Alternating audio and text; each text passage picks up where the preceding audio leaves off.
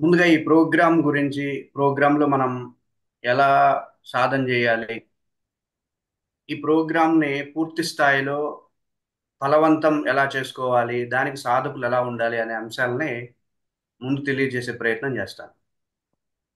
ఇది క్రియాయోగానికి సంబంధించినటువంటి కార్యక్రమం. ఇందులో చెప్పే అంశాలు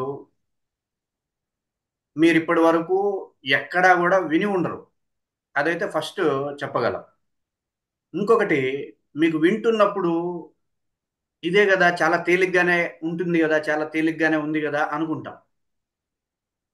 తరువాత మీకు 100 సందేహాలు వస్తాయి. సాధన ఆపేస్తారు.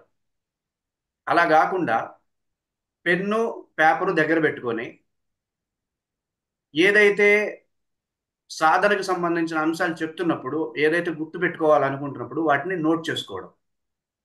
అది చాలా ముఖ్యమైనటువంటి పని. ఒకటి, ఏది ఎన్నిసార్లు చేయాలి, ఏది ఎవరు చేయాలి, మనం ఏది ఎక్కువగా చేయాలి అనే అంశాలు క్లాసులో చెప్పడం జరుగుతున్నప్పుడు, ఇది నాకు సంబంధించిన సాధన అని మీకు అర్థమైనప్పుడు దాన్ని వెరీ ఇంపార్టెంట్గా గుర్తుపెట్టుకొని రాసుకోవాల్సిన అవసరం ఉంటుంది. ఇది రెండు. మూడోది, ఏ రోజు క్లాస్కి సంబంధించిన అంశాలని ఆ రోజే మీరు డౌట్స్ అడిగి క్లారిటీ తెచ్చుకొని చక్కగా పేపర్ మీద రాసుకోవడం, మర్చిపోతాం అనుకున్నది పేపర్ మీద రాసుకోవడం అనేది ఒక మంచి పని. ఎందుకు అంటే ఇక్కడ మనం తెలియనివి, సాధనకు సంబంధించిన అంశాలు, థియరీ క్లాస్ కాదు, సాధనకు సంబంధించిన అంశాలు చెప్పుకుంటాం కాబట్టి ఇది నెక్స్ట్ కాదు. మనం ఎప్పుడైతే వింటున్నామో వింటున్న దగ్గర నుండే ఆచరించాల్సినటువంటి అంశాలు కాబట్టి వాటిని పూర్తి స్థాయి స్పష్టత తెచ్చుకునే ప్రయత్నం చేయాలి. అది మొదటిది. రెండవది, మనం ఏదైతే పర్సనల్ సెషన్లో క్రియగా తీసుకున్నామో దాని గురించి మనం ఎక్కడ చర్చించాం. అయినప్పటికీ దాన్ని నేను పర్సనల్గా తీసుకొని ఉదయం లేవగానే మొట్టమొదలు చేయాల్సింది అది.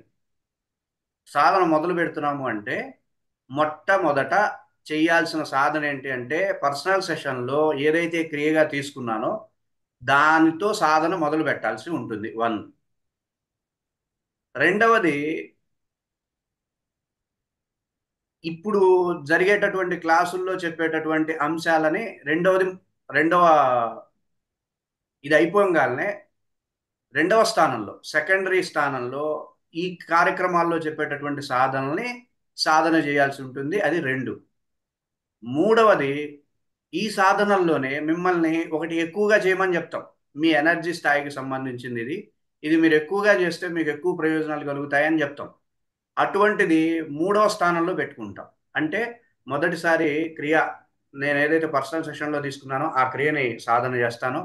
రెండోసారి ఈ 6 రోజులు షట్చక్ర సాధనలో చెప్పబడుతున్నటువంటి సాధనకు సంబంధించిన అంశాలను సాధన చేస్తాను. మూడవ స్థానంలో ఏం చేస్తాను, నేను ఏది సాధనగా చేస్తే నా ఎనర్జీస్ బాగా డెవలప్ అవుతాయో అవి చెప్తారు కాబట్టి వాటిని మూడో స్థానంలో పెట్టి సాధన చేయాల్సి ఉంటుంది. ఇది పద్ధతి. అర్థమైందా? అర్థమైందా నేను చెప్పింది?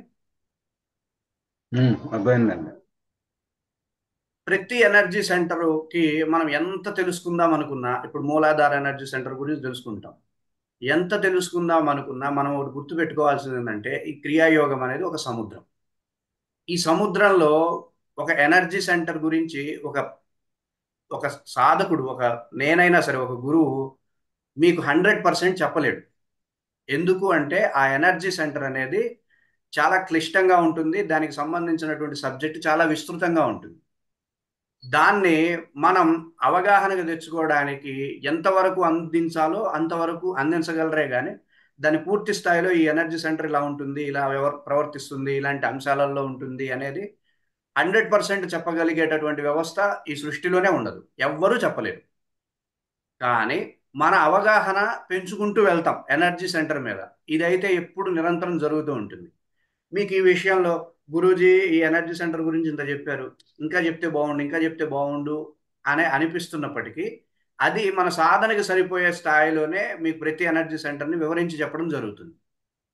అర్థమవుతుందండి? క్రియాయోగంలో మనం ముఖ్యంగా తెలుసుకోవాల్సింది బేస్ సబ్జెక్ట్ ఏంటంటే 6 ఎనర్జీ సెంటర్స్ పట్ల మనకి అవగాహన ఉండడం. మూలాధారం, స్వాధిష్టానం, మణిపురం, అనాహతం, విశుద్ధి, ఆజ్ఞ, సహస్రారం. సహస్రారం 6 శక్తి కేంద్రాలలో చేరదు అని అంటున్నాం. వెంటనే మీరు ఎందుకు చేరదండి అని అడగచ్చు. నేను ఫ్లోలో వెళ్ళిపోతూ ఉంటా. మీరు వెంటనే అడిగితే సహస్రారం అనే ఎనర్జీ సెంటరు ఈ 6 శక్తి కేంద్రాలలాగా శక్తిని పెట్టుకొని ఉండదు. ఇంకొకటి, వీటిని చక్రం అంటాం. చక్రం అంటే ఏంటి? కొన్ని లక్షణాలు అనువృత్తి అవుతూ ఉంటే దాన్ని చక్రం అంటాం. ఇప్పుడు మనం కూడా జీవన చక్రం అంటాం. జీవన చక్రం అంటే ఏంటి? పుట్టుగా పెరగడం చావడం, పుట్టుగా పెరగడం చావడం, పుట్టుగా పెరగడం చావడం అనేది అనువృత్తి అవుతుంది కాబట్టి జీవన చక్రం అంటాం. అలాగే శక్తి చక్రం అంటే అది గుండ్రంగా ఉంటుందేమో, తిరుగుతూ ఉంటుందేమో అనుకోకూడదు. శక్తి కేంద్రం కూడా ఒక చక్రమే. ఎలా అంటే అది కూడా పుడుతుంది, అది కూడా బలహీనమవుతుంది, అది కూడా వ్యతిరేకత పొందుతుంది, అది కూడా నాశనం అవుతుంది. ఈ 4 లక్షణాలు శక్తి చక్రానికి ఉంటుంది కాబట్టి, ఎనర్జీ సెంటర్కి ఉంటుంది కాబట్టి దాన్ని ఎనర్జీ సెంటర్ అన్నారు. అంతేగాని అది తిరుగుతుందని అర్థం కాదు. ఇట్లాంటి చిన్న చిన్న అంశాలు మనం దాటేస్తూ ఉంటాం, అడగం. మరి నాకు అది చిన్న అంశం కాబట్టి అది చెప్పకుండా దాటేసినా సరే మీరు చక్కగా ధైర్యంగా ఏ విధమైనటువంటి సంకోచం లేకుండా అడిగి స్పష్టత తెచ్చుకోవచ్చు. చిన్నది పెద్దది అనేది సందేహాల్లో ఉండదు కాబట్టి, అమ్మో ఇది చిన్న సందేహమా పెద్ద సందేహమా అనే విచారణ చేయకుండా మీరు చక్కగా ప్రశ్నలు వేస్తూ ప్రతి సబ్జెక్ట్ని ప్రతి స్పష్టత తెచ్చుకుంటూ మొదటి ఎప్పుడైతే మనం విన్నామో క్రియాయోగం ఎలా ఉంటుంది అంటే క్రియాయోగ సబ్జెక్ట్ని ఎప్పుడైతే వింటున్నామో అప్పుడే సాధన మొదలవుతుంది. ఎప్పుడైతే సాధన మొదలవుతుందో అప్పుడే ఫలితాలు రావడం ప్రారంభమవుతుంది. ఇది ఇంత గొప్ప సాధన అన్నమాట. మీరు వేరే వేరే వ్యవస్థల్లో అనుకోండి, వినడం కొంత ప్రక్రియ చేయాలి. విని విని విన్న తర్వాత తర్వాత ఎప్పుడో ఫలితాలు రావడం అవుతాయి. క్రియాయోగం అలా కాదు. మీకు ఎప్పుడైతే సబ్జెక్ట్ అర్థమవుతుందో, కాన్సెప్ట్ అర్థమవుతుందో అప్పుడే మనలో మార్పు అనేది గమనించగలుగుతాం. ఇది రెండవది. మేము మీకు వీడియోస్కి సంబంధించినటువంటి ప్రాక్టికల్ వీడియోస్ చిద్గురు క్రియాయోగా అని ఒక యాప్ ఉంటుంది. చిద్గురు క్రియాయోగా అని యాప్ ఉంటుంది. మీరు అందరూ ఇన్స్టాల్ చేసుకొని ఉంటారు.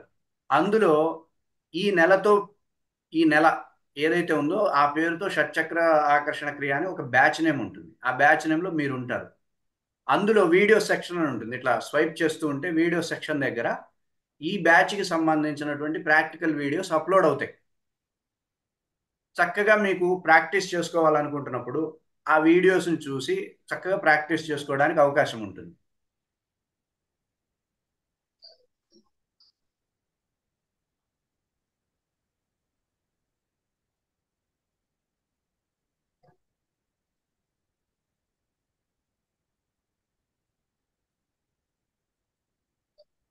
అర్థమవుతుందండి.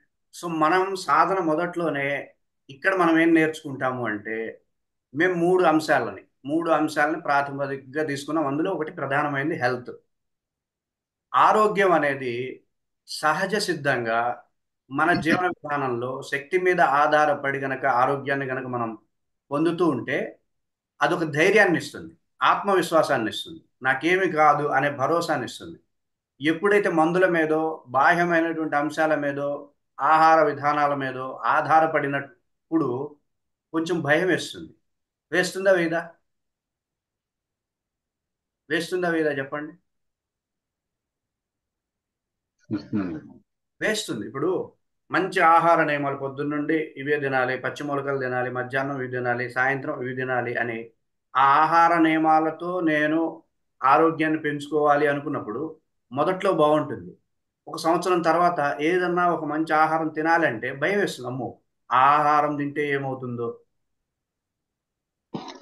నాకేమన్నా అవుతుందేమో అనేటటువంటి ఒక బలహీనత కలుగుతుంది. నేను ఏ ఆహారం తిన్నా నా శరీరం దాన్ని అరిగించుకోవాలి, దాని నుండి శక్తిని పొందాలి. అలా నా శరీరం ఉండాలి. అర్థమవుతుందండి. అలా పూర్వీకులు వాళ్ళ శరీరాన్ని ఉంచారు.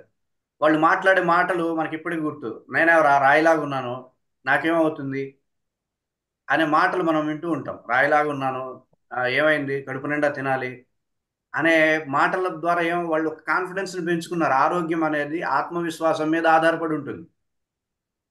ఆత్మవిశ్వాసం బలహీనం చేసుకొని అమృతం తాగినా సరే మనం ఆరోగ్యాన్ని పొందలేం. నాకేం కాదు, నేను చక్కగా ఉన్నాను, నేను ఆరోగ్యంగా ఉన్నాను, నాకేం కాదు అనేటటువంటి ఇట్లాంటి అఫర్మేషన్స్ ఆరోగ్యాన్ని పెంచుతాయి. అర్థమవుతుందండి. సో మనం ఇప్పటి వరకు చెప్పిన వ్యవస్థ ఒకటైతే మనం ఎలా ఉండాలి క్రియాయోగం దగ్గర? క్రియాయోగం దగ్గర గురువు దగ్గర ఎలా ఉండాలి అంటే మనం పూర్తి పాజిటివ్గా ఉండాలి. నేను మీ మాటల్లో గమనించేది మీరు ఎలా మాట్లాడుతున్నారు, మీ ఎనర్జీస్ ఎలా ఉన్నాయి అనేటటువంటి అంశాలనే గమనిస్తూ ఉంటాం. మనం పూర్తి పాజిటివ్గా ఉంటూ, పూర్తి పాజిటివ్ మాటలు మాట్లాడుకుంటూ, పాజిటివ్గా ఉంటే అంత పాజిటివ్గానే ఉంటుంది. అంత మంచిగానే జరుగుతుంది. అంత బాగానే ఉంది. అంత మంచిగానే అయ్యింది. ఇట్లాంటి అఫర్మేషన్స్ మనల్ని పాజిటివ్గా ఉంచేలా చేస్తాయి. అర్థమవుతుందండి. ఇట్లా పాజిటివ్ అఫర్మేషన్స్తో మనం ఉండాలి. పాజిటివ్ మాటలు మనం మాట్లాడాలి. అది గురువుని, క్రియాయోగ సబ్జెక్ట్ని మీ నుండి దూరం చేయదు. మీరు ఎప్పుడైతే వ్యతిరేకతని పెట్టుకుంటారో దానివల్ల ఏ ప్రయోజనం ఉండదు. ప్రయోజనం ఉండకపోగా ఒక అమృత తుల్యమైనటువంటి క్రియాయోగ సబ్జెక్టు మనం దూరం చేసుకుంటాం. ఎందుకు అంటే శక్తి చైతన్యాలు నిరంతరం మన కోసం ఉన్నప్పటికీ మనలో ఎప్పుడైతే వ్యతిరేకత కలుగుతుందో అప్పుడు శక్తి చైతన్యాలతో సంబంధాన్ని కోల్పోతాం మనం. ఇది సృష్టిలో ఉండేటటువంటి ఒక రహస్యం. అందుకే ఎప్పుడూ కూడా నెగిటివ్ మాటలు మాట్లాడకూడదు. పాజిటివ్గానే ఉండాలి. ఇది చాలా సీరియస్గా తీసుకోవాలి క్రియాయోగం. క్రియాయోగ సాధన చేసేవాళ్ళు సీరియస్గా తీసుకోవాల్సిన అంశం ఎప్పుడు పాజిటివ్గానే మాట్లాడాలి. ఎప్పుడు పాజిటివ్గానే ఉండాలి. నెగిటివ్గా వాక్యం ద్వారా, శబ్దం ద్వారా కావచ్చు, భావం ద్వారా కావచ్చు, ఆలోచనలో కావచ్చు, అనుభవంలో కావచ్చు, వ్యక్తం చేసే విధానంలో కావచ్చు, ఈ 5 అంశాలలో నెగిటివిటీ రాకూడదు. నెగిటివ్ వ్యవస్థ అనేది ఉండకుండా చూసుకోవడమే మౌన వ్రతం. వ్రతం అనమాట. దీనికంటే గొప్ప సాధన ఇంకొకటి ఉండదు. అటువంటి సాధకులకి అంత మంచి జరుగుతుంది. అంత ప్లస్ జరుగుతుంది. అందులో ఏ సందేహం లేదు. సో మీరు గురుగారు 5 అంశాలు చెప్పారు ఏంటండి ఒకసారి? శబ్దం ద్వారా అంటే మాట్లాడడం ద్వారా అంటే ఆ, ఆ, ఏమవుతుందిరా, ఏం చేయలేకపోతున్నా, ఇది శబ్దం ద్వారా ప్రకటించడం.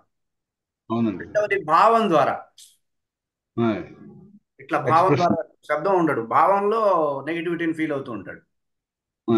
ఆలోచనల్లో ఆలోచనల్లో కూడా నెగిటివిటీని చేసుకుంటూ ఉంటాడు.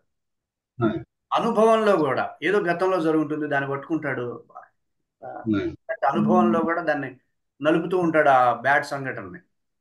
అలాగే వ్యక్తం చేసే విధానం ఉంటుంది. గుడ్ మార్నింగ్ అన్నాం అనుకోండి, గుడ్ మార్నింగ్ అనేది ఒకటి ఉంటుంది. గుడ్ మార్నింగ్ అనేది కూడా ఇది వ్యక్తం చేసే విధానం. మీరు వ్యక్తం చేసే విధానంలో కూడా ఒక పాజిటివ్ స్ఫూర్తి ఉండాలి. అది సృష్టిలో మిమ్మల్ని పూర్తి స్థాయి ఆకర్షణీయంగా చేస్తుంది, ఆకర్షణవంతుడిగా చేస్తుంది. అర్థమవుతుందండి. మనం అర్థమవుతుంది. సృష్టిలో ఉన్నాం.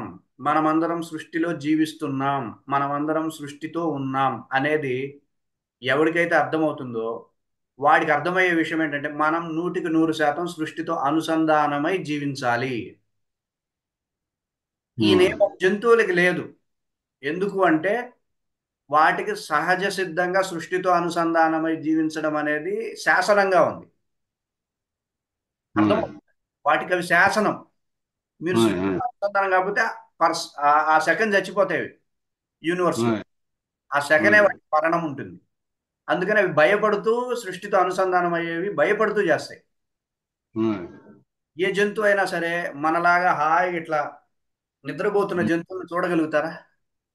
అవి నిద్ర కూడా పోవు. ఇట్లా కూర్చొనే పురుగుపడుతూ ఉంటాయి. చిన్న శబ్దం అవ్వగానే లేవాలి.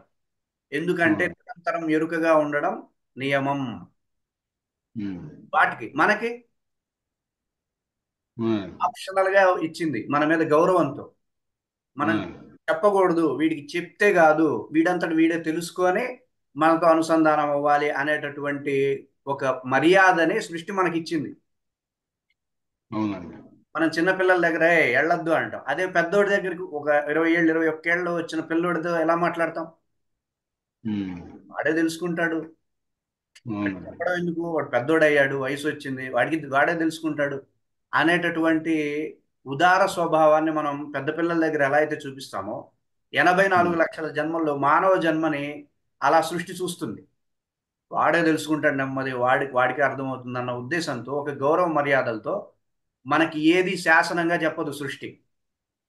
అవునండి. శాసనంగా చెప్పట్లేదు కదా అని చెప్పి మన ఇష్టం వచ్చినట్టు వెళ్తే సృష్టిలో ఉండేటటువంటి ఒక వ్యవస్థ ఏదైతే ఉంటుందో అది దాని రూల్స్ ప్రకారం మనల్ని శాసించుకుంటూ వస్తుంది. ఆహా. మీకు అవునండి. మర్యాద ఇచ్చాము, గౌరవం ఇచ్చాం కదా అని చెప్పేసేసి మేము ఆ వ్యవస్థలకు వ్యతిరేకంగా వెళ్తాము అంటే సిస్టమ్ ఒకటి ఉంటుంది కదా. ఆ, ఆ. మర్యాద కూడా మర్యాద ఇచ్చాం, ఆ మర్యాద నిలబెట్టుకుంటే ఓకే. లేదు అంటే సిస్టమ్ వచ్చేస్తుంది. సిస్టమ్ వచ్చి జంతువులను ఎలా హ్యాండిల్ చేస్తుందో అలానే మనల్ని కూడా హ్యాండిల్ చేస్తుంది. సిస్టమ్ ప్రకారం వెళ్ళిపోద్దండి. సిస్టమ్ ప్రకారం వెళ్ళిపోతుంది. Rule is rule. మీకు మర్యాద ఇచ్చాము, మీ అంతటి మీరే తెలుసుకోవాలి అనే మర్యాద ఇచ్చాము. శాసనంగా ఏది చెప్పలా, రూల్గా ఏది చెప్పలా. అంత మాత్రం ఉమ్, చేత మన ఇష్టం వచ్చినట్టుగా ప్రవర్తన అనేది జరుగుతున్నప్పుడు సిస్టమ్ అనేది ఒకటి ఉంటుంది. ఉమ్, ఆ సిస్టమ్ మనిషిని, జంతువులను అందరినీ సమానంగా చూస్తుంది. చీమ ఒకటే, మనిషి ఒకటే దాని దృష్టిలో. సో ఆ ఉమ్, సిస్టమ్ అనేది కొట్టుకుంటూ వెళ్ళిపోతుంది.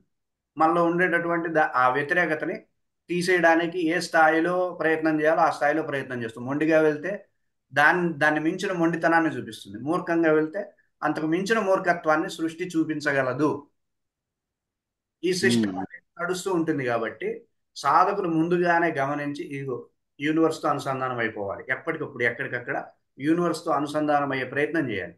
యూనివర్స్తో అనుసంధానం ఎలా అవుతాము అనేది ఒక క్రియాయోగాలోనే ఉంది. ఏ సాధన ఏ సాధనలోనూ లేదు. క్రియాయోగ ఒక్క సాధనలోనే సృష్టితో అనుసంధానం అయ్యేటటువంటి ప్రక్రియ ఉంది. ఎందుకు అంటే క్రియాయోగాన్ని ఋషులు సృష్టిని గమనిస్తూ, సృష్టి యొక్క విధానాలను గమనిస్తూ, సృష్టిలో ఉండేటటువంటి ఎనర్జీ వ్యవస్థల్ని గమనిస్తూ ఈ క్రియాయోగాన్ని డెవలప్ చేశారు. అందుకే ఇది ఆది శాస్త్రం. మీకు ఆది యోగి తెలుసు కదా, పరమేశ్వరుడు. ఇది ఆ, ఆది శాస్త్రం. క్రియాయోగం అనేది వేదము కంటే ముందుది. వేదం కంటే వేదమే ప్రాచీనం కదా.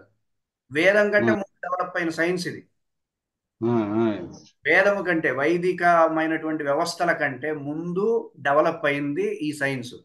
దీని తర్వాతే దీని యొక్క శాఖల్ని గమనించుకుంటూ ఒకడు జ్యోతిష్యాన్ని, ఒకడు వైద్యాన్ని, ఒకడు ఆ, యోగ యోగ శాస్త్రాన్ని, వీళ్ళు దీని నుండి వాటిని డెవలప్ చేసుకుంటూ వచ్చారు. అందుకని మీకు ఈ క్రియాయోగంలో అన్నిటి మూలాలు ఉంటాయి. క్రియాయోగంలో ఆ, అన్ని సబ్జెక్ట్స్ యొక్క మూలాలు ఉంటాయి. ఆ. బీజ స్థాయిలో వీటన్నిటిని గమనించగలిగినప్పుడు మనం అన్ని శాస్త్రాలని అవగాహన చేసుకోవడానికి ఒక అవకాశం ఉంటుంది. జ్యోతిష్యం మీద ఒక అవగాహన వస్తుంది, వాస్తు మీద ఒక అవగాహన వస్తుంది. అన్ని శాస్త్రాల మీద, ఆధ్యాత్మికతకు సంబంధించిన అన్ని శాస్త్రాల మీద ఒక సంపూర్ణమైనటువంటి క్లారిటీ మనకి క్రియాయోగం ఇస్తుంది. వేదం కావచ్చు, ఇవన్నీ కూడా వీటి తర్వాత పుట్టినాయి కాబట్టి క్రియాయోగ పర్స్పెక్టివ్ లో కనుక వాటిని చూస్తే అవి చాలా చిన్న చిన్నవిగా కనపడతాయి. ఇది వేదం కంటే కూడా ముందండి, ఇది వేదం దీని కంటే తర్వాత ముందు, వేదం కంటే ముందు ఆది మానవులు ఉంటారు చూసారు, ఆది మానవులు. ఆ, ఆది మానవులు ఉన్న సమయంలో ఈ క్రియాయోగం అనేది డెవలప్ చేశారు ఋషులు. జీవుడు పూర్తిగా ఆది మానవుడు నాగరిక మానవుడిగా పరిణామం చెందకముందే, అంటే చెట్ల మీద ఉండేవాడు ఫస్ట్. భూమి మీద కూడా నిలబడేవాడు కాదు. చెట్ల మీద ఉమ్, ఉంటున్న సమయంలో ఋషులు వాటన్నిటిని గమనించి క్రియాయోగ కాన్సెప్ట్స్ డెవలప్ చేశారు. ఉమ్, ఈ ఋషులు ఎలా ఉంటారు అంటే మనల్ని గమనిస్తూ ఉంటారు ఎప్పుడు. ఋషి ఎప్పుడు ఉంటాడు. ఋషులు మునులు పూర్వం ఉంటారండి ఇప్పుడు ఉండరు అని అనుకోకూడదు. ఋషి ఎప్పుడు ఉంటాడు ఒక సైడ్. ఉమ్, మనల్ని ఒక పార్శ్వంగా గమనిస్తూ ఉంటారు వాళ్ళు. ఆ, అలా గమనిస్తూ సిద్ధాంతాలని అప్డేట్ చేసుకుంటూ వెళ్తారు. శాస్త్రాలను ఆ, అప్డేట్ చేసుకుంటూ వెళ్తారు, సైన్స్ని. ఆ.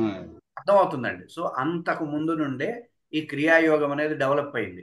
మానవుడు చెట్టు మీద ఉన్న సమయంలో భూమికి భయపడుతూ ఉండేవాడు. భూమి మీద నిలబడడానికే భయపడేవాడు. ఆ, ఇప్పటికి కొన్ని జంతువులు చెట్ల మీదే ఉంటాయి, భూమి మీదకి రావు, భూమి మీద నిలబడవు, భూమి రక్షణ కాదు అనుకుంటాయి. ఆ, ఎప్పుడైతే మూలాధార శక్తి కేంద్రం వాటికి జాగృతి అయిందో, మూలాధార శక్తి కేంద్రం నడుము దగ్గర ఉంటుంది కదా, ఆ, ఎప్పుడైతే యాక్టివేట్ అయ్యిందో అది కూడా సృష్టిలో ఒక విపత్తు చేత యాక్టివేట్ అవుతుంది. అది ఎప్పుడైతే యాక్టివేట్ అయిందో ఇంకా భూమి మనకి రక్షణ అనేది భావం కలిగి వాళ్ళు భూమి మీద సంచరించడం మొదలు పెట్టారు. ఉమ్, ఇది ఋషి గమనించాడు. ఓకే, మూలాధార చక్రం జాగృతి అవ్వడం చేత భూమి మీద నిలబడడం, భూమి మీద నడవగలగడం, భూమి భూమిని రక్షణగా చేసుకోవడం అనేటటువంటి థాట్స్ వచ్చినాయి, భావజాలం వచ్చింది జీవికి అనేది అర్థమవుతుంది. తర్వాత నెమ్మది నెమ్మదిగా ఇక్కడ ఎక్కువ నీళ్లు ఉన్నాయి, తక్కువ భూమి ఉంది. ఏ భూమి ఆ, కూడా రక్షణగా ఉండేది కాదు. ఎప్పుడు ఏవో ఒక ప్రమాదాలు జరగడం, వరదలు రావడం, ఇప్పుడున్న భూమిలాగా లేదు ఒకప్పుడు భూమి. ఎక్కువ ఆ, ప్రమాదాలతో ఉంటుంది కాబట్టి రక్షణగా ఉండడం కోసం ఒక చోటు నుండి ఒక చోటుకి వెళ్లాల్సి వస్తుంది. ఆ, అలా వెళ్లాల్సి వచ్చినప్పుడు నీరు దాటాల్సి ఉంటుంది. నీరుని భయపడేవాడు, నీరు చూసి భయపడేవాడు మనిషి. ఆ, ఆ, అయితే వాళ్ళు స్వాధిష్టాన శక్తి కేంద్రం బలంగా అయిందో, జాగృతి అయిందో, ఎవరిలో అయితే స్వాధిష్టాన శక్తి కేంద్రం బలంగా ఉందో వాళ్ళు ఉమ్, నీరుని రక్షణగా భావించి నీరు మీద ప్రయాణాలు చేయడాన్ని కనిపెట్టగలిగారు. ఆ. స్వాదిష్టానం తర్వాత. స్వాధిష్టానం బలంగా ఉండడం చేత అట్లా వాళ్ళకి రక్షణ కలిగినటువంటి ప్రదేశాలకి వెళ్ళిపోవడం అనేది చేశారు. సంచారం అనేది నీళ్ల మీద కూడా నడిచింది. ఆ, ఆ తర్వాత వాళ్ళకి అక్కడ ఉండే ప్రదేశాన్ని బట్టి ఆహారాన్ని వండుకోవడం, వ్యవసాయం చేయడం ఇవన్నీ మణిపుర ఎనర్జీ సెంటర్ బలంగా పుంజుకున్నప్పుడు, మణిపుర శక్తి కేంద్రం జాగృతి అయినప్పుడు సరైనటువంటి ఆహార పదార్థాలను తీసుకోవడం అనేటటువంటి ప్రజ్ఞ కలిగింది వాళ్ళకి. ఆ, ఎప్పుడైతే అనాహత శక్తి కేంద్రం జాగృతి అయిందో, నాకంటూ ఒక కుటుంబం ఉండాలి, నాకంటూ ఒక వ్యవస్థ ఉండాలి, అది మాతృస్వామ్య వ్యవస్థ కావచ్చు, పితృస్వామ్య వ్యవస్థ కావచ్చు, నాకంటూ ఒక కుటుంబం ఉండాలి. అప్పటి వరకు అంతా ఒక కూటమిలాగా సంచారం చేసేటటువంటి జాతి కుటుంబ ఆ, వ్యవస్థగా మారడానికి కారణం వాటిలో అనాహత శక్తి కేంద్రం జాగృతి అవ్వడం. ఆ. ఈ అనాహత శక్తి కేంద్రం జాగృతి అవ్వడం వల్ల నాకు ఫ్యామిలీ ఉండాలి, నాకు కుటుంబం ఉండాలి అనేటటువంటి వ్యవస్థలు ఏర్పడ్డాయి. ఎప్పుడైతే ప్రేమ ఉమ్, ప్రేమ కూడా వచ్చే ఆ అప్పుడే. ప్రేమ బంధం ఇవన్నీ ఆ, ఏర్పడ్డాయి అనాహతానికి. అందుకే చూడండి, ఈ అనాహత శక్తి కేంద్రం మనం ఇలా మూలాల దగ్గరికి రావాలి, మూలాల దగ్గరే అర్థం చేసుకోవాలి ఎనర్జీ సెంటర్స్ ని. అవి ఎట్లా ఏర్పడ్డాయి అనేది తెలిస్తేనే వాటి యొక్క స్ట్రాటజీ మనకు తెలుస్తుంది. ఇప్పుడు అనాహతం అనేది ఇది కాబట్టి ఫ్యామిలీలో ఏ విధమైన ఇబ్బందులు వస్తున్నా అనాహతం బలహీనం అవుతుంది. నాది అనాహతమే అన్నారండి. అది అది చెప్పకూడదు మీరు అట్లా. ఆహా, సారీ సారీ. అది మీ పర్సనల్ కదా, మీ ఎనర్జీస్ గురించి బయటికి చెప్పకూడదు. ఓకే ఓకే అండి, అయ్యా. పర్లేదు, పర్లేదు, పర్లేదు, అందరు మనోళ్ళే, పర్లేదు. ఆయ్, అనాహతం బలహీనం అయ్యేది. మీ సబ్జెక్ట్ వచ్చినప్పుడు మీరు దాన్ని నోట్ చేసుకోవాలి. అవునండి అవునండి. మీ సబ్జెక్ట్ వస్తున్నప్పుడు మేము గ్రూప్ సెషన్ కాబట్టి అన్ని చెప్పుకుంటూ వస్తాం. మీకు ఆయ్, సంబంధించిన సబ్జెక్ట్ ఇది నాకు ఇంపార్టెంట్, ఇది నా ఎనర్జీకి సంబంధించిన అన్నప్పుడు మీరు చక్కగా నోట్ చేసుకుంటారు. అలాగే అలాగేనండి. అనాహతం అనేది ఆ బంధం అన్నమాట. నా కుటుంబం, నా ఫ్యామిలీ అన్న చోట బలహీనం అవుతూ ఉంటుంది. అక్కడ ఏదైనా ఉమ్, చిన్న సమస్య వచ్చిన అనాహతం దగ్గరే బలహీనం అవుతూ ఉంటుంది. అవునండి. వ్యాపారంలో నష్టపోయినా కూడా అనాహతం బలహీనం అవ్వదు. ఉమ్, ఉమ్, ఫ్యామిలీ ఉమ్. దగ్గర ఏదన్నా వస్తే అనాహతం దగ్గర మనకి ఇబ్బంది కలుగుతుంది. ఎంత పెద్ద వ్యాపారవేత్తకైనా సరే పెద్ద సీరియస్ గా తీసుకోకూడదు దాన్ని. ఎందుకంటే ఆహా, అనాహతం దాన్ని ఫేస్ చేయగలదు. కానీ దీని దగ్గర ఇక్కడ ఈ విషయాల దగ్గర బలహీనంగా ఉంటుంది. ఎందుకంటే ఆ వాటి కోసమే పుట్టింది ఇది. అలాగే అవునండి. విద్య అనే శక్తి కేంద్రం ఎప్పుడు పనులు చేసుకుంటూ ఉండేటటువంటి వ్యవస్థల్లో ఉండకుండా విశుద్ధి శక్తి కేంద్రం వినోదం, క్రియేటివిటీ. మీకు చూడండి, హరప్పా మహంజదారో సంస్కృతుల్లో ఈ ఆ, విశుద్ధి శక్తి కేంద్రం యొక్క ప్రభావం ఎక్కువగా ఉంటుంది. నృత్యాలు, నాట్యాలు చేయడం, అందరూ కలిసి ఆనందంగా ఉండడం, ఆ, విలాసవంతమైనటువంటి జీవితం. హరప్ప ఆ, మొహంజదారో సంస్కృతి అంటే కొన్ని వేల సంవత్సరాల క్రితమే ప్రాచీన సంస్కృతిగా పేరు పొందినటువంటి హరప్ప మొహంజదారో అనేటటువంటి సింధు ఉమ్, నాగరికత అనేది అక్కడ విలాసకరమైనటువంటి జీవితాన్ని గడిపారు అనేది చరిత్ర మనకి. అవునండి. అర్థం ఇప్పుడే విలాసం కాదు, ఇప్పుడు మనం ఏదో విలాసం అనుకుంటున్నాం, ఇప్పుడు విలాసమే లేదు. పొద్దున్న లేచాడంటే రాత్రి దాకా ఒకటే పని. అవునండి అవునండి. ఎక్కడ విలాసం ఉంది, ఎక్కడ వినోదం ఉంది, ఎక్కడ ఎంటర్టైన్మెంట్ ఉంది, ఆయ్. హాస్యం ఎక్కడుంది? వాడి ముఖానికి నవ్వే ఉండదు. వాడు నవ్వాడంటే ఇప్పుడు పుష్కరానికి. ఇట్లాంటి లైఫ్ అవునండి. స్టైల్ మనం ఇప్పుడు గమనిస్తున్నాం, ఇప్పుడు గడుపుతున్నాం. కానీ కొన్ని వందల సంవత్సరాల క్రితమే సింధు నాగరికత అంతకు పూర్వమే నాగరికతల్లో విలాసవంతమైనటువంటి జీవితం ఉంది, ఉమ్, వినోదవంతమైనటువంటి జీవితం ఉంది. ఆనందంగా నవ్వుకుంటూ పండగలు చేసుకుంటూ అందరూ కలిసి వండుకుంటూ ఒక జాతర లాగా ఉంటుంది చూసారా, జాతర. ఆ, ఆ, అలా జాతర లాంటి జీవితాన్ని గడిపేవాళ్ళు. అందుకని విశుద్ధి శక్తి కేంద్రం అనేది జాగృతి అయ్యింది. ఇలా మూలాధారం నుండి విశుద్ధి వరకు ఆ, మనిషిలో ఆ జాగృతి అవుతున్న కొద్దీ మార్పులు, వాడి పరిణామ క్రమంలో మార్పులు చోటు చేసుకున్నాయి. ఆ, ఎప్పుడైతే గమనించండి, ఎప్పుడైతే ఆజ్ఞాశక్తి కేంద్రం జాగృతి అయిందో అక్కడి నుండి ప్రమాదం మొదలైంది మనిషి జీవితానికి. ఇప్పటి వరకు బాగుంది, 5 శక్తి కేంద్రాలు జాగృత అవడంతో అంతా బాగా ఉంది. కానీ ఎప్పుడైతే ఉమ్, మనిషిలో ఆజ్ఞాశక్తి కేంద్రం ఏర్పడిందో ఉమ్, నేను ఆ, వేరు అనే భావం వచ్చేసింది వాడికి. ఆ, నేనే గొప్ప అనే భావం వచ్చేసింది. ఆజ్ఞాశక్తి కేంద్రం కదా ఇది. ఆ, ఆ, నేనే గొప్ప, నా కింద 10 మంది ఉండాలి, నా కింద 100 మంది ఉండాలి, నా కింద సైన్యం ఉండాలి, నాకంటూ ఒక రాజ్యం ఉండాలి, నేనే అంత అధినేతని, అంతా నేనే గొప్ప అనేటటువంటి అహంకార భావజాలం ఆజ్ఞాశక్తి కేంద్రం జాగృత అవడంతో జీవుడికి కలిగింది. ఉమ్, అందుకే ఈ ఆజ్ఞాశక్తి కేంద్రం అనేది సహస్రారానికి వెళ్ళనీయకుండా ఉండే ఒక అడ్డుదారి, అడ్డద ఆ, ఆనకట్ట అని చెప్తారు. అడ్డంగా ఉండే అడ్డుగోడ అని చెప్తారు. అదే, జీవుడు సహస్రార స్థితిని పొందనీయకుండా చేసే అంశాలలో ఆజ్ఞ అనేది ప్రధానమైన శక్తి కేంద్రం. అందుకే ఉమ్, ఎవరికైతే ఆజ్ఞ యాక్టివేట్ అవుతుందో, ఆజ్ఞ యాక్టివేట్ అవ్వడము అంటే ఆజ్ఞకి సంబంధించినటువంటి నెగిటివిటీ లేకుండా ఉండడం. అది ఎప్పుడైతే ఉండదో సహస్రారానికి జీవుడు వెళ్ళడానికి అవకాశం ఉంటుంది. కాబట్టి ఈ ఆజ్ఞాశక్తి కేంద్రం ఎప్పుడైతే జాగృత అయిందో మానవ నాగరికత అనేది చాలా మార్పులు వచ్చేసింది. అంటే ఒక మనిషి పెత్తందారీగా ఉండడం, పెత్తనాన్ని చేయడం, ఇట్లాంటి అంశాలు ఎక్కువైనాయి. అవునండి. అర్థమవుతుంది. అది ఇప్పటి వరకు ఉంది. ఈ రోజు వరకు ఆ, ఆజ్ఞాశక్తి కేంద్రం యొక్క ప్రభావం ఉంది. ఎప్పుడైతే మనిషిలో సహస్రారం అనేది జాగృత అవుతుందో మనలో, అప్పుడు ఉమ్, ధర్మం అనేది లేస్తుంది, ధర్మం అనేది విలసిల్లుతుంది.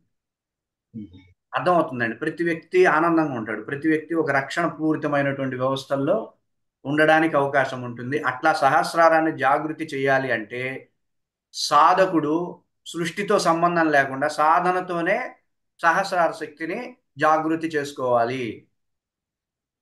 ఆ, అర్థమైందండి. ఇప్పటిదాకా మూలాధారం, స్వాధిష్టానం, మణిపురం, అనాహతం, విశుద్ధి, ఆజ్ఞ సృష్టితో సంబంధం పడి జాగృతి అయినాయి వాటంతట అవే, ఏ సాధన లేకపోయినా. ఉమ్, ఉమ్, కానీ మనం సహస్రారాన్ని జాగృతి చేసుకోవాలంటే ఇది నా సాధనతోనే జాగృతి చేసుకోవాలి. ఎప్పుడైతే సహస్రారం జాగృతి అవుతుందో ఆ వ్యక్తి సంపూర్ణమైనటువంటి ఆనందాన్ని పొందుతాడు. ఉమ్. అర్థమవుతుందండి. పూర్తి స్థాయి ఇప్పుడు శ్రేయస్సు. అర్థమైన పూర్తి స్థాయి శ్రేయస్సుని, పూర్తి స్థాయి రక్షణని, పూర్తి స్థాయి ఐశ్వర్యవంతమైనటువంటి జీవితాన్ని ఆ, గడుపుతాడు సహస్రారాన్ని జాగృతి చేసుకుంటే అనేదే క్రియాయోగ సైన్స్ అన్నమాట. సో ఈ ఆ, క్రియాయోగం అనేది కొన్ని వేల సంవత్సరాల నుండి మనతో సంబంధం పడి ఉన్నది. ఇలాంటి ఆ, అంశాలను మనం తీసుకుంటున్నప్పుడు ప్రతి ఆచారాల్లో, సాంప్రదాయాల్లో, ప్రతి అంశాలలోనూ క్రియాయోగం యొక్క కాన్సెప్ట్స్ ఉంటాయి. భగవద్గీతలో ఉంటాయి, వేదాల్లో ఉంటాయి, అన్ని అంశాలలోనూ క్రియాయోగ కాన్సెప్ట్స్ ఉంటాయి. ఎందుకు ఉంటాయి? క్రియాయోగం నుండి అవి పుట్టాయి కాబట్టి. అవునండి. అర్థమవుతుందండి. సో మనం ఈ క్రియాయోగాన్ని ఎలా అర్థం చేసుకుంటామంటే, క్రియాయోగం అంటే ఏంటి అంటే, మనకి ఈ క్రియాయోగ పేరు పతంజలి కాలం నుండి వచ్చింది ఈ సాధనకి. ఆహా, ఇంతకు ముందు, పతంజలికి ముందు ఈ సైన్స్ ని కుండలిని యోగం అనేవాళ్ళు. ఆహా, అంటే ఏంటి? అవునండి. కుండలినికి సంబంధించినటువంటి అంశాలని ఎక్కువగా సాధనలో పెట్టి పరిపక్వత లేని సాధనలతో ఉండేది కుండలిని యోగం. ఈ కుండలిని ఆ, యోగులు వాళ్ళు కఠినమైనటువంటి తపస్సులు, కఠినమైనటువంటి సాధనలు చేస్తుండేసరికి జనజీవనంలో ఉంటారు కదా మామూలు సామాన్యులు, అమ్మో కుండలిని యోగం అంటే కఠినం, అమ్మో కుండలిని యోగం అంటే అది ఒక పెద్ద తలకాయ నొప్పి, కుండలిని యోగం జోలికి వెళ్ళొద్దు అనేటటువంటి వ్యవస్థ నడిచింది. ఎందుకంటే కుండలిని యోగ సాధనల్లో 6 సాధనలు చెప్తారు. ఒకటి ఏంటి అంటే పుట్టల్లో పడుకోవడం నగ్నంగా, చీమల పుట్టల్లో. అడవి ఆహా, చీమలు పుట్టలు పెడతాయి కదా, పెద్ద పెద్ద పుట్టలు. ఆ, పెద్ద పెద్ద పుట్టలు అడవి చీమలు పెడుతూ ఉంటాయి. ఆ పుట్టల మీద పడుకోవాలి. అబ్బా, అది ఒక ఆ, సాధన. ఈ చీమలు మీకు తెలుసో లేదో, కీటకాలు మనల్ని ఎక్కడ పడితే అక్కడ కుట్టవు. ఆ, ఎక్కడైతే మన లోపల 108 మర్మస్థానాలు ఉంటాయి. ఆ, 108 మర్మస్థానాలు మన లోపల ఉండేటటువంటి మూలాధార, స్వాధిష్టాన, మణిపుర, అనాహత, విశుద్ధి, ఆజ్ఞ, సహస్రార, ఈ 7 శక్తి కేంద్రాలకి అనుసంధానం అవుతూ ఉంటాయి ఈ 108. ఆహా, 108 మర్మస్థానాలు ఇదిగో చూడండి. తలలోనే ఒక 7, 8 ఉంటాయి మర్మస్థానాలు. ఇక్కడ ఒకటి ఉంటుంది, ఇక్కడ బొట్టు పెట్టుకుంటాం. ఆడవాళ్ళు ఇక్కడ బొట్టు పెట్టుకుంటారు. ఇదో మర్మస్థానం. ఆ, ఇక్కడ మర్మస్థానం, ఇక్కడో మర్మస్థానం, ఇక్కడో మర్మస్థానం, ఇక్కడో మర్మస్థానం, ఇక్కడో మర్మస్థానం. ఈ మధ్యలో ఐదు మర్మస్థానాలు ఉంటాయి. వెనక ఒక మర్మస్థానం ఉంటుంది. ఉహు, ఆ, అవునండి. అర్థమైందండి. ఇక్కడ ఒక మర్మస్థానం ఉంటుంది, ఇక్కడ ఒక మర్మస్థానం ఉంటుంది, ఇక్కడ ఒక మర్మస్థానం ఉంటుంది, ఇక్కడ ఒక మర్మస్థానం ఉంటుంది, ఇక్కడ ఒక మర్మస్థానం ఉంటుంది, ఇక్కడ ఒక మర్మస్థానం ఉంటుంది. బా. చూడండి, ఇక్కడ ఒక మర్మస్థానం ఉంటుంది, ఇక్కడ ఒక మర్మస్థానం ఉంటుంది. అక్కడ ఆ, కొట్టాము అంటే ఇక్కడ భుజాల్లో నొప్పి వస్తుంది, అక్కడ గట్టిగా నొక్కితే. ఆ, అర్థమవుతుంది. భుజాల్లో ఏదైనా సమస్య అక్కడ గట్టిగా నొక్కి పెట్టి ఒక 5 నిమిషాలు ఉంచామంటే రోజు భుజాల దగ్గర ఉండేటటువంటి నొప్పులు పోతాయి. ఇలా మర్మస్థానాలు ఒంటి నిండా ఉంటాయి. అవి 108 గా మనకి గుర్తించారు ఋషులు. ఈ ఆ, 108 ఈ ఎనర్జీ సెంటర్స్ తో అనుసంధానం అయి ఉంటాయి. ఆ. అర్థమవుతుందండి. ఈ అర్థమవుతుందండి. 108 ఎనర్జీ సెంటర్స్ పైనే ఈ క్రిమి కీటకాలు కొడతాయి. ఆ, మీకు ఎక్కడ పడితే అక్కడ క్రిములు కుట్టవు. చీమలు మీరు పాకితే ఎక్కడ పడితే అక్కడ కుట్టవు అవి. ఆ, లెవెల్లో ఉండేటటువంటి మర్మస్థానాలు ఉంటాయి, కొన్ని వేలల్లో ఉంటాయి అవి. అక్కడ వాటిని గుర్తించి అవి కుడతాయి. ఎందుకు కుడతాయంటే అక్కడ శక్తి లేదు, శక్తి బలహీనంగా ఉంది కాబట్టి అక్కడ కుడతాయి. ఆహా, అందుకే మీరు ఒకసారి గమనిస్తే చిన్న చీమ కుట్టిన ఓ ఎంత నొప్పిగా ఉందిరా అంటాం. ఆ, ఎందుకంటే అక్కడ శక్తి లేదు. శక్తి ఉమ్, లేకపోవడం వల్ల ఎక్కువగా నొప్పి వస్తుంటుంది. అలా చీమల ఉమ్, చేత కుట్టించుకోవడం ద్వారా అన్ని మర్మస్థానాలని, వేలల్లో ఉండే మర్మస్థానాలని, 108 మర్మస్థానాలని, 7 శక్తి కేంద్రాల్లో ఉండే ప్రధానమైన మూలాధార శక్తి కేంద్రాన్ని జాగృతి చేసుకోవచ్చు అనే ఉద్దేశంతో అటువంటి కఠినమైన సాధనలు చేసేవాడు. అలాగే ఉమ్. స్వాదిష్టానం చల్ల నీళ్లల్లో పీకల్లోతు ఉండేసేసి సాధనలు చేయడం. మణిపురం కోసం పంచాగ్ని మధ్య తపస్సు అంటారు. 4 వైపులా అగ్ని పెట్టుకొని నడినెత్తిన సూర్యుడు ఉంచుకొని ఆడ కూర్చొని తపస్సు చేస్తారు. స్వాదిష్టానం ఏంటండి అందరు నీళ్ళల్లోనండి? నీళ్ళల్లో నీళ్ళల్లో తపస్సు చేస్తూ ఉంటారు. మీరు గమనిస్తే పీకల్లోతు ఉంచేసేసి అక్కడ స్వాదిష్టానానికి సంబంధించిన తపస్సు చేస్తారు. ఆ, మన పంచాగ్ని మధ్య తపస్సు అంటారు, మణిపురానికి సంబంధించిన తపస్సు. 4 వైపులా అగ్ని పెట్టుకొని మధ్యలో కూర్చొని అగ్ని సూర్యుడు, 5వ అగ్ని సూర్యుడు అనమాట. ఆ, అలా పెద్ద పెద్ద కొండల మీద తపస్సులు చేసేవాళ్ళు. కాలి గోరు మీద నించొని పెద్ద పెద్ద జారి పడితే ఇక తలకాయ పగులుతుంది అన్నటువంటి కోపు కొండల మీద తపస్సులు చేయడం. ఇట్లాంటి ఆ. కఠినమైన సాధనలు చేసేవాళ్ళు కుండలిని యోగంలో. ఎప్పుడైతే ఒక వ్యక్తి వస్తాడు, పతంజలి అనేటటువంటి ఒక వ్యక్తి ఎప్పుడు వస్తాడంటే సైన్స్ని సరిగ్గా సమాజానికి ఉపయోగపడేలా చేయడం కోసమే ఋషులు వస్తారు. ఆ, అప్పటిదాకా కుండలిని యోగం అంటే ఎవరో తపస్సులు చేసే వాళ్ళ దగ్గర ఉండేదాన్ని. ఇది క్రియాయోగం అంటే ఎనర్జీ సెంటర్స్ ప్రతి వ్యక్తికి అవసరం. ఈ ఎనర్జీస్ తో అనుసంధానం అవుతూ జీవించడం అనేది ప్రతి వ్యక్తి యొక్క కనీస బాధ్యత అని పెట్టుకొని సింపుల్ టెక్నిక్స్, సింపుల్ మెథడ్స్ తోనే ఈ ఎనర్జీ సెంటర్స్ ని యాక్టివేట్ చేయొచ్చు అనే విధానాన్ని కనిపెట్టాడు. అవునండి. ఎలా కనిపెట్టాడు అంటే మనం ఎనర్జీ సెంటర్స్ ని శ్వాసతో కూడా యాక్టివేట్ చేయొచ్చు, వాటిని నిర్దేశించవచ్చు అనేటటువంటి ఒక సింపుల్ విధానాన్ని పతంజలి గారు తీసుకొచ్చారు. ఆ ఉమ్, తరువాత పాణిని గారు శబ్దాలతో కూడా ఈ ఎనర్జీ సెంటర్స్ స్పందిస్తున్నాయి, శబ్దం చేత కూడా ఈ ఎనర్జీ స్పందిస్తుంది, శబ్దం చేత కూడా ఈ ఎనర్జీ సెంటర్స్ ని యాక్టివేట్ చేయొచ్చు అని పాణిని గారు తీసుకొచ్చారు. పాండిని అండి. పాణిని మహర్షి. ఆ, పాణిని అనే మహర్షి ఇక్కడ లేవు, కానీ పాణిని విశ్వవిద్యాలయాలు వేరే దేశాల్లో ఉంటాయి. ఆ, ఈ ఋషుల విశ్వవిద్యాలయం, ఈ ఋషుల పేర్లు మన దేశంలో ఉండవు. వీళ్ళు మన దేశం వాళ్ళు అయినా సరే వీళ్ళ పేర్లు బయట దేశాల్లో వినపడుతుంటాయి మనకు బాగా. సుశ్రుతుడు, వీళ్ళందరి పేర్లు ఆ. మన మన చరకుడు. పూర్వీకులు మనకే గుర్తుండదు. పాణిని, పతంజలి వీళ్ళు డెవలప్ చేశారు. ఆ తర్వాత వచ్చినటువంటి సాధకులు ఎవరైతే ఉన్నారో రమణ మహర్షి లాంటి వాళ్ళు, వీళ్ళు కూడా కొంత మెథడ్స్ ని డెవలప్ చేసి మనకు అందించారు. అయితే ఆ, మనం ముఖ్యంగా మనం తీసుకునే కాన్సెప్ట్స్ అన్ని పతంజలి గారివి, పాణిని గారివి. ఆ, మీకు చెప్పాలి నేను ఏ ప్రమాణాలను తీసుకుంటూ క్రియాయోగ సాధన మీకు అందిస్తున్నా అనేది మీకు కూడా స్పష్టంగా తెలియాలి. కాబట్టి ఆ. మనం ఈ క్రియాయోగాన్ని మీకు అందిస్తున్నది ఏ ప్రమాణాలను తీసుకునంటే మొట్టమొదటిగా పతంజలి గారిది, రెండవది పాణిని గారిది. వీళ్ళిద్దరి యొక్క ప్రతిపాదనలు, వీళ్ళిద్దరి యొక్క ప్రమాణాలని అనుసరిస్తూ మనం క్రియాయోగ సాధన చేస్తున్నాం. ఆ. అర్థమవుతుందండి. వీళ్ళ ప్రమాణాలను అనుగుణంగానే మనం క్రియాయోగ సాధన చేస్తాం. ఎందుకు అంటే వీళ్ళు కుండలిని యోగాన్ని సింప్లిఫైడ్ చేయాలి అనే ప్రధాన ఉద్దేశం పెట్టుకుని, ప్రధాన లక్ష్యం పెట్టుకుని క్రియాయోగాన్ని డెవలప్ చేశారు. ఆ. మళ్ళీ వీళ్ళ తర్వాత వచ్చిన వాళ్ళు కూడా ఆ ఉద్దేశం లేదు, మళ్ళీ కఠినమైన వాటికి తీసుకొచ్చారు మళ్ళీ క్రియాయోగాన్ని. ఆ. అంటే ఏంటి, ఇప్పుడు గట్టిగా బంధాలు వేయడం, విపరీతంగా శ్రమ చేసేటటువంటి ప్రక్రియల్ని, శ్రమ కలిగించేటటువంటి ప్రక్రియల్ని కనిపెట్టడం ఇవి చేశారు. తర్వాత వచ్చిన పరంపర కూడా, వేరే వేరే పరంపరలు కూడా. ఎందుకు? దానికి ఒక కారణం ఉంది. వాళ్ళు హిమాలయ పర్వతాల దగ్గరలో ఉండడం కారణంగా వాళ్ళు కొంచెం కఠినమైనటువంటి సాధనల్ని రూపొందించడం అనేది జరిగింది.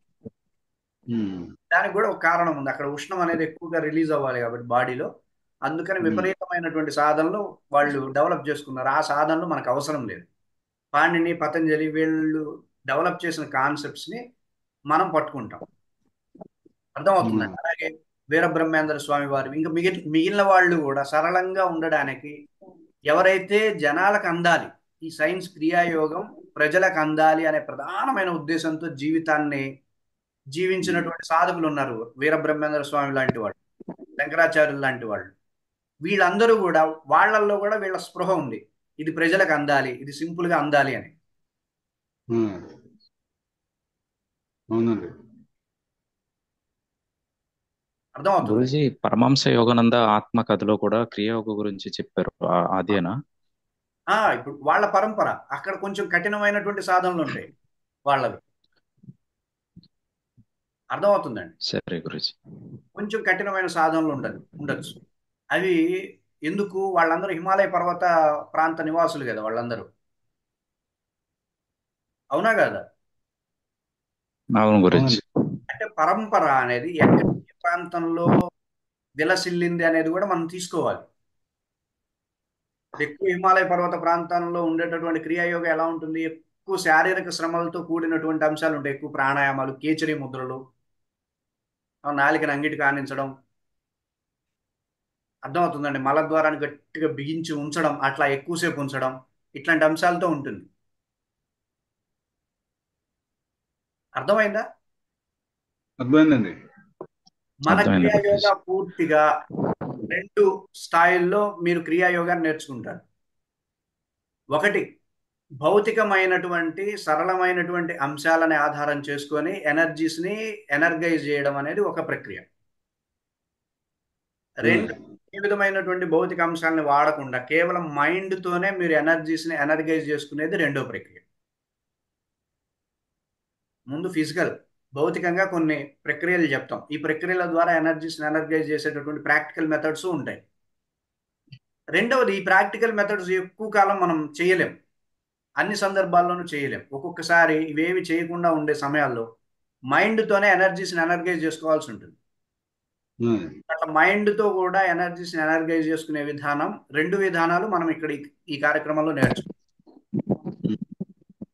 మూడవది, లా ఆఫ్ అట్రాక్షన్ కి సంబంధించిన క్లాసులు కూడా మనం తీసుకుంటాం. ఈ లా ఆఫ్ అట్రాక్షన్ మీద మీరు నమ్మరు, నేను 15 సంవత్సరాలు రీసెర్చ్ చేశాను. ఏ పాశ్చాత్యులు చెప్పినటువంటి ఏ కాన్సెప్ట్స్ మేము పరిగణలోకి తీసుకోలేదు. ఎందుకంటే వాటికి తలాతోక ఉండవు.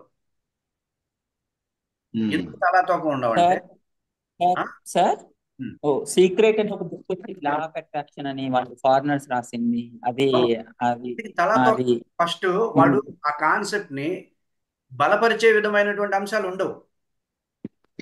అర్థమవుతుందమ్మా? మీరు సీక్రెట్ బుక్ కావచ్చు, ఇంకే బుక్ కావచ్చు, చదవలేదండి. సారండి, సీక్రెట్ బుక్ చూసి నేను లా ఆఫ్ అట్రాక్షన్ చేశాను అని ఒక్కడిని చెప్పమనండి.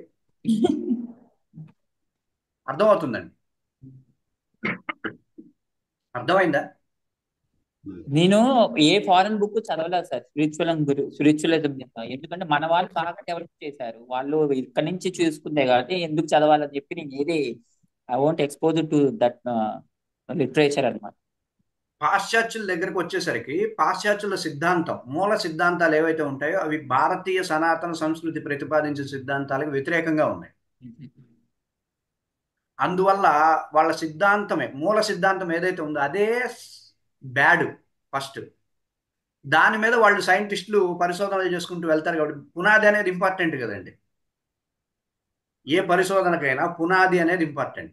ఇప్పుడు నాలాంటి వ్యక్తులు పరిశోధన చేయాలి ఇట్లాంటి అంశాల మీద అంటే మనకు గట్టి పునాది ఉండాలి, అవునా కదా?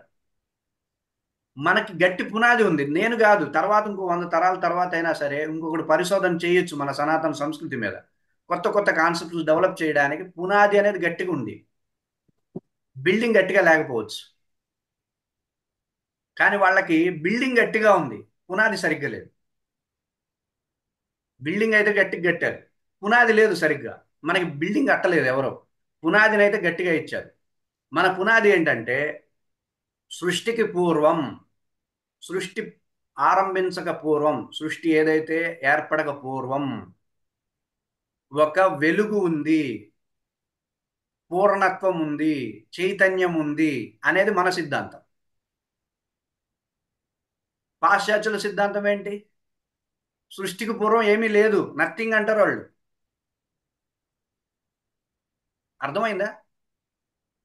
మీకు ఎక్కడైతే తప్పు చేయకూడదు, ఎక్కడైతే సిద్ధాంతం నెగిటివ్ అవ్వకూడదు, అక్కడే పడ్డది వాళ్ళకి. మనం ఎప్పుడు కూడా సృష్టికి పూర్వం ఏముందనుకుంటాం? కోటి సూర్య సమప్రభ అంటున్నాం కదా శ్లోకాల్లో. కోటి సూర్య సమప్రభ, వెలుగుంది, పూర్ణమైనటువంటి చైతన్యం ఉంది సృష్టికి పూర్వం. అర్థమవుతుంది. పోతన గారు వీళ్ళందరూ వర్ణిస్తారు కదా, సృష్టికి పూర్వమే అంత చైతన్యం ఉంది, పూర్ణమైనటువంటి స్థితి ఉంది అనేటటువంటి. పూర్ణాత్ పూర్ణముదచ్యతే పూర్ణస్య పూర్ణమాదాయ అంటున్నారు కదా శ్లోకాల్లో. ఎక్కడైనా సరే శూన్యం ఉంది, నథింగ్, ఏమీ లేదు, సృష్టికి పూర్వం ఏమీ లేదు అనేటటువంటి సిద్ధాంతం మనది కాదు, పాశ్చాత్యులది. ఆ సిద్ధాంతం మీద ఆధారపడ్డటువంటి వ్యవస్థలన్నిటికీ కూడా ఏ విధమైనటువంటి హేతుబద్ధత ఉండదు, ప్రాక్టికాలిటీ ఉండదు. అర్థమైందండి? మన సనాతన సంస్కృతి ఇలా చెప్పింది కాబట్టి దాని మీద మనం ఆ సిద్ధాంతం మనం పెట్టుకొని పరిశోధన చేస్తాం. ఇంకా ఆ సిద్ధాంతాన్ని బలపరుస్తూ శంకరాచార్యులు వారు బ్రహ్మ సత్యం జగన్ మిథ్య ఇట్లాంటి అద్వైత ప్రచారాన్ని చేశారు కదా. ఇవన్నీ మన స్ట్రెంగ్త్ అనమాట, ఇవి నా బలం. వీటిని ఆధారం చేసుకుంటూ లా ఆఫ్ అట్రాక్షన్కి సంబంధించిన మెథడ్స్ని మనం డెవలప్ చేసుకున్నాం. శంకరాచార్యులు గారివి వీళ్ళందరివి పట్టుకుని వీటితో మనం లా ఆఫ్ అట్రాక్షన్ మెథడ్స్ని డెవలప్ చేసాం. ఏంటండి లా ఆఫ్ అట్రాక్షన్ మెథడ్లో ఏం చేస్తాం, ఏం జరుగుతుంది? ఒక వ్యక్తికి ఆలోచనలు వచ్చిన, కోరికలు కలిగిన, సంకల్పాలు చేసిన మీరు గమనించాలి, మీరు చేస్తారా, మీ లోపల ఉండే శక్తి చేస్తుందా?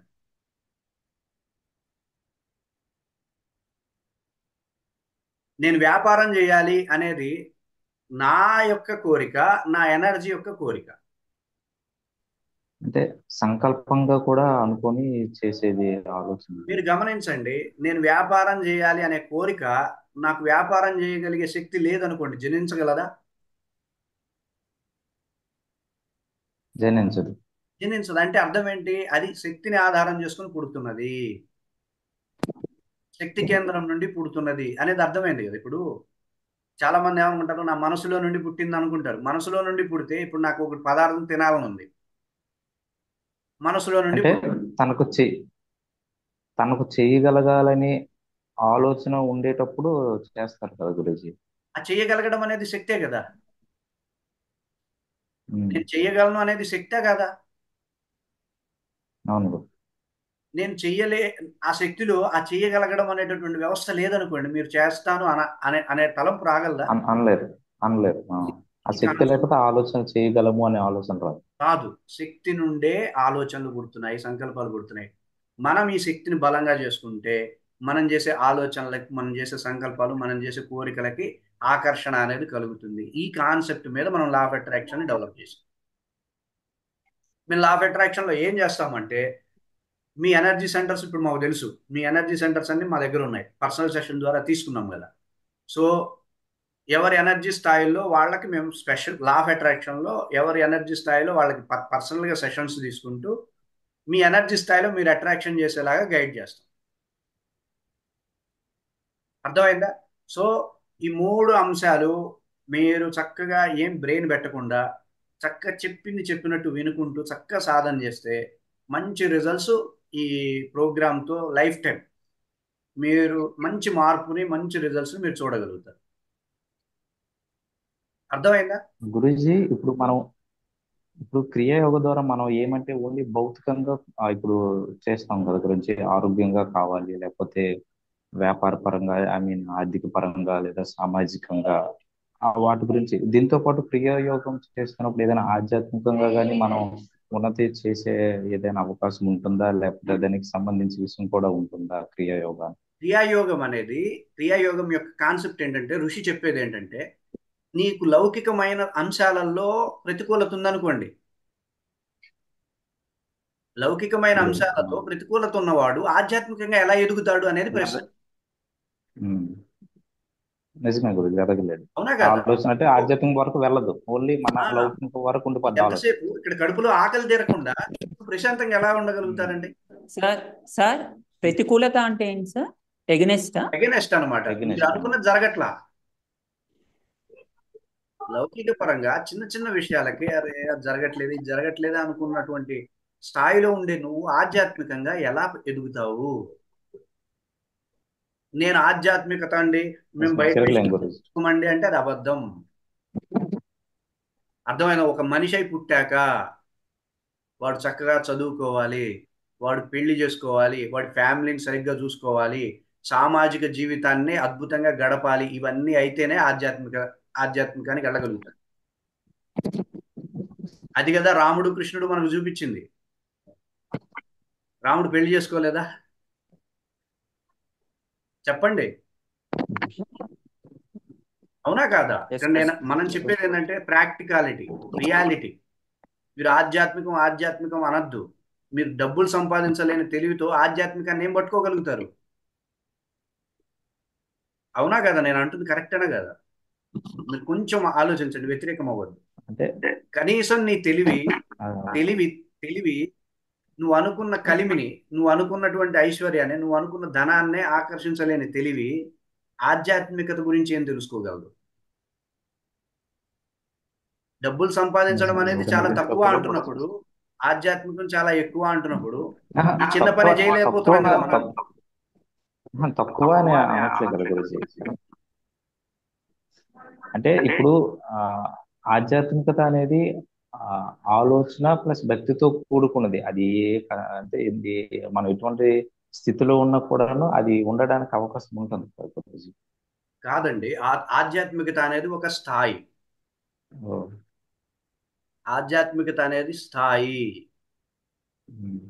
అర్థమవుతుందండి? ఆ స్థాయికి ఎవడు పడితే వాడు చేరలేడు. ఎవడు చేరగలడు? అదే గురు.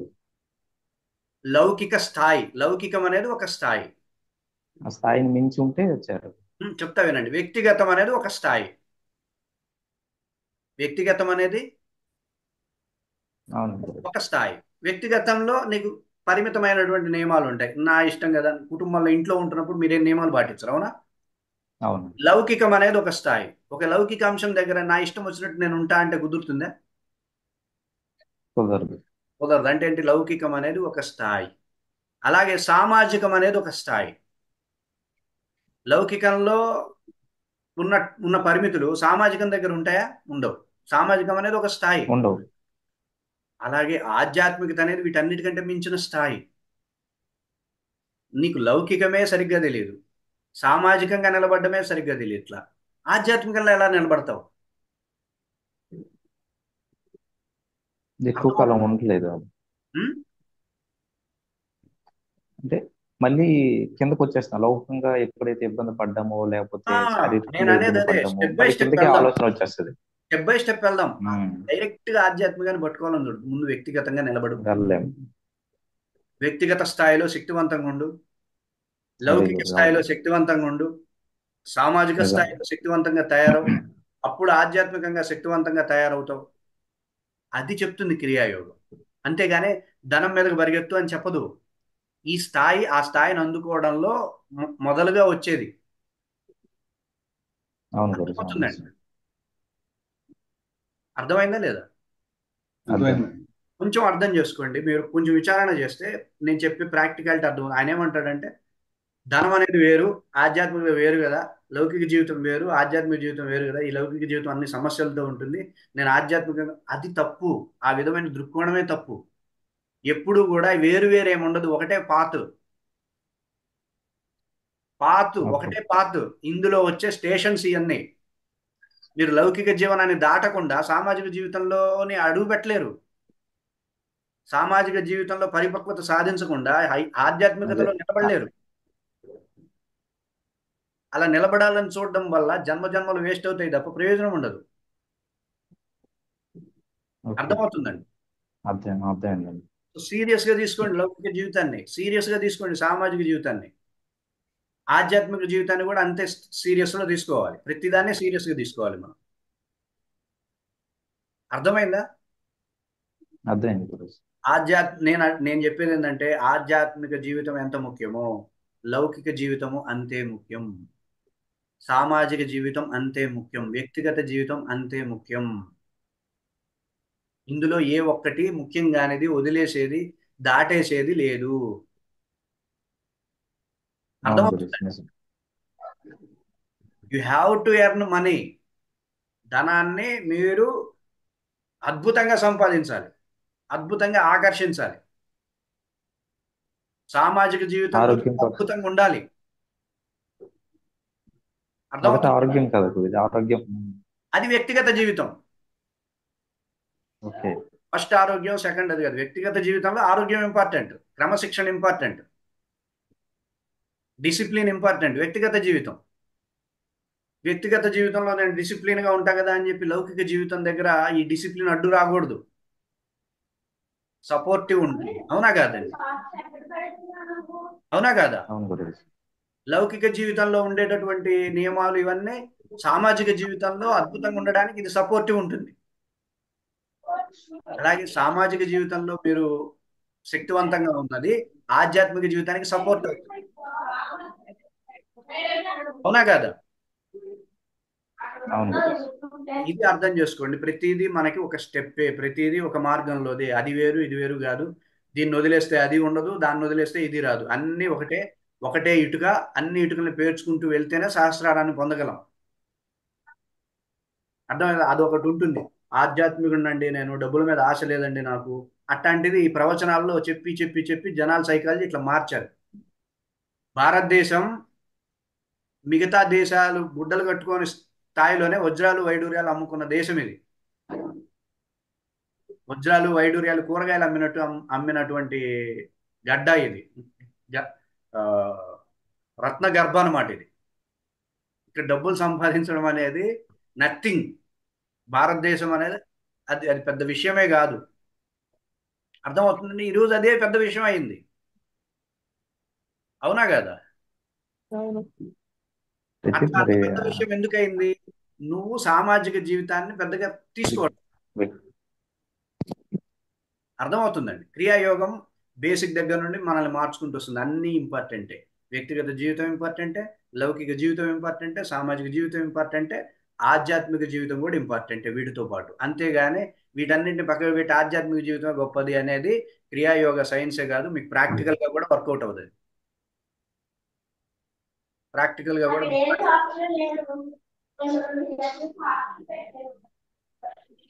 అర్థమవుతుందండి. ఇట్లా మనం క్రియాయోగ కాన్సెప్ట్స్ పూర్తిగా ప్రాక్టికాలిటీ దగ్గర.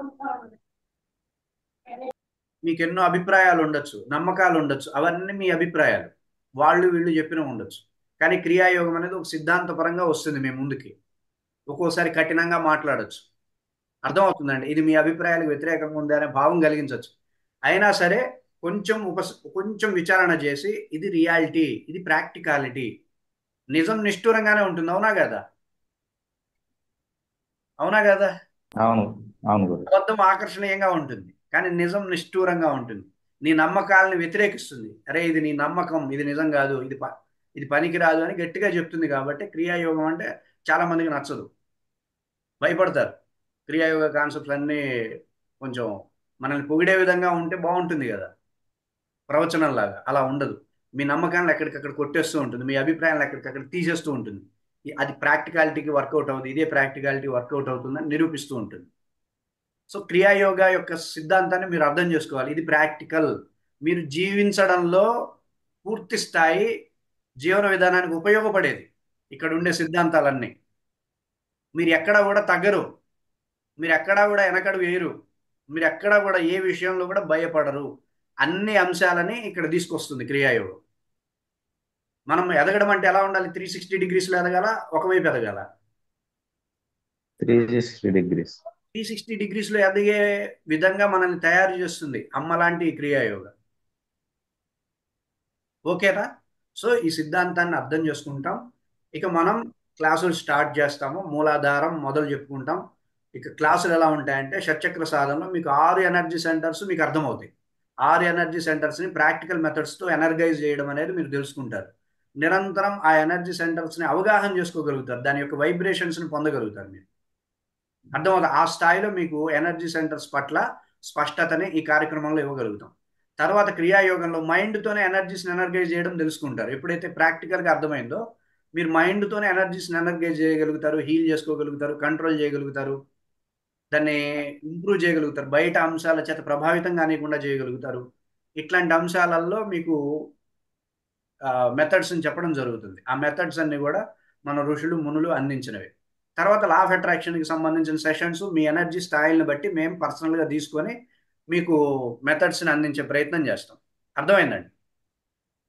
ఇది ప్రోగ్రామ్ యొక్క పూర్తి అవుట్లైన్. మీరు ఎలా ఉండాలి అంటే వ్యతిరేకత లేకుండా ఇది 360 డిగ్రీస్లో ఎదగడం. మనం ఏమండి ఒక చోట ఎదుగుతారా ఫణికుమార్ గారు? మీరు ఒక చోట ఎదిగి డబ్బులు బాగా సంపాదించారండి, వ్యక్తిగత జీవితం శూన్యం, లౌకిక జీవితం శూన్యం, ఆధ్యాత్మిక జీవితం శూన్యం. ఇది జీవితమా? ఆరోగ్యం లేకపోతే ఇవన్నీ వేస్టే కదా వేస్ట్ మరి. కదా. ఆధ్యాత్మికుడు అండి, ఆయన ఆధ్యాత్మిక వ్యక్తి అండి. డబ్బులు లేవండి, ఆరోగ్యం లేదండి, క్రమశిక్షణ లేదండి, ఉపయోగపడుతుంది అది? ఉపయోగం ఉండదు. ఉపయోగం. ఏవి లేకుండా అది 5 వేళ్ళు 5 వేళ్ళు మనకు ఎలా ఉంటాయో వ్యక్తిగత జీవితం, లౌకిక జీవితం, సామాజిక జీవితం, ఆధ్యాత్మిక జీవితం, జ్ఞానపరమైనటువంటి జీవితం, ఈ 5 వేళ్ళు మనకి ఎంత ఇంపార్టెంటో ఈ 5 అంశాలు అంతే ఇంపార్టెంట్. అర్థమవుతుంది? విజ్ఞానాత్మకమైనటువంటి జీవితం ఐదోది, జ్ఞాన విజ్ఞానాత్మకమైనటువంటి జీవితం. ఈ 5 మనిషికి ఇంపార్టెంటే. ఏ ఒక్కడి ఇదిగో ఈ వేలు పనికిరాదని ఎలా తీసేయలేమో అలాగే వాటిని కూడా తీసేయలేము, తీసేయకూడదు.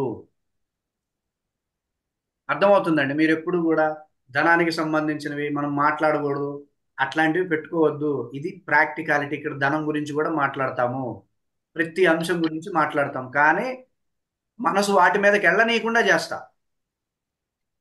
అర్థమవుతుందండి? బాహ్యమైనటువంటి అంశాల గురించి చర్చిస్తూనే బాహ్యమైనటువంటి అంశాల వైపుకి మీ మనసు వెళ్ళనీయకుండా చేయడం ఇక్కడ ఆర్ట్.